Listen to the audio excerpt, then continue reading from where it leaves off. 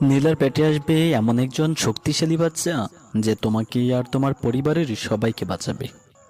নমানি ওজার মুখে এমন কথা শুনে আমি আর নীলা খুব অবাক হলাম।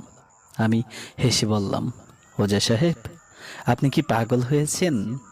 নীলা একটা সাধারণ মানুষ, তার পেটে এত শক্তিশালী বাচ্চা কি করে আসবে? আর আমাদের হাতে সময় আছে মাত্র 3 দিন। এই 3 দিনের মধ্যে বড়ই হবে বা কি করে, আর বাচ্চাটা প্রতিশোধ নেবে কি করে? পূজা বলল, তুমি পুরো কথাটা না শুনেই কথা বলছো কেন?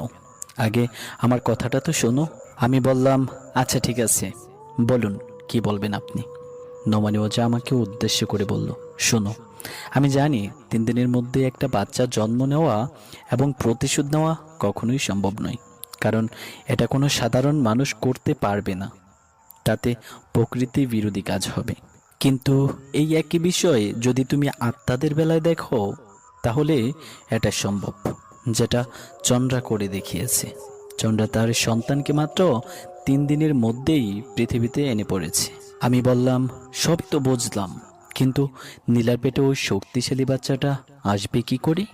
নমানিউজা বলল, এর জন্য আগে আমাদের চন্দ্রার মমিটাকে চুরি করতে হবে এবং চন্দ্রার মমির ভিতরে নীলার আত্মাকে প্রতিস্থাপন করতে হবে। তারপর শুভ আত্মাদের ডেকে তাদের শুভ শক্তি দিয়ে এই অল্প সময়ে নীলার পেটে ওই বাচ্চাটাকে আনতে হবে এবং তাকে শক্তিশালী করে গড়ে তুলতে হবে। যাই হোক, তার মধ্যে একটা কথা বলে রাখি, একজন মানুষের আত্মা কখনো অন্য জায়গায় স্থাপন করা মানুষের পক্ষে সম্ভব নয়। এটা সম্পূর্ণই অসম্ভব। আর এটা ছোট্ট একটা গল্প ছিল, যেহেতু কাল্পনিক বিষয়, এটা অবশ্যই সিরিয়াসলি ভাবে কেউ নেবেন না, কারণ সৃষ্টিকর্তা ছাড়া একজন মানুষকে কোনো মানুষ কখনোই তৈরি করতে পারে না। তারপর আমি নমনে ওজাকে বললাম, আমার মাথায় কিছুই ঢুকছে না ওজা সাহেব।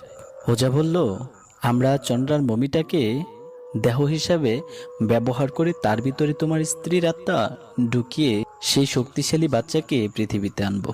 এবার আমি সব বুঝতে পারলাম। নমনে ওজা আমাকে বলল, আরেকটা জিনিস এর দরকার হবে এই অসম্ভব কাজটা করতে।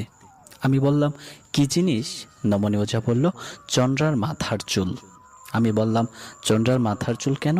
নমনে ওজা বলল, ওই মমিটার মাথায় ওই চুলটা রেখেই সব কিছু করতে হবে, নয়তো চন্দ্রা ও তার মেয়ে ইরেবতী সব কিছু জেনে ফেলবে। আমি খুব চিন্তায় পড়ে গেলাম, এখন চুল কোথায় পাবো চন্দ্রার? পরক্ষণেই আমার মনে পড়ে গেল, চন্দ্রা তো আমার সাথে আমার রুমে 2 দিন ছিল, হয়তো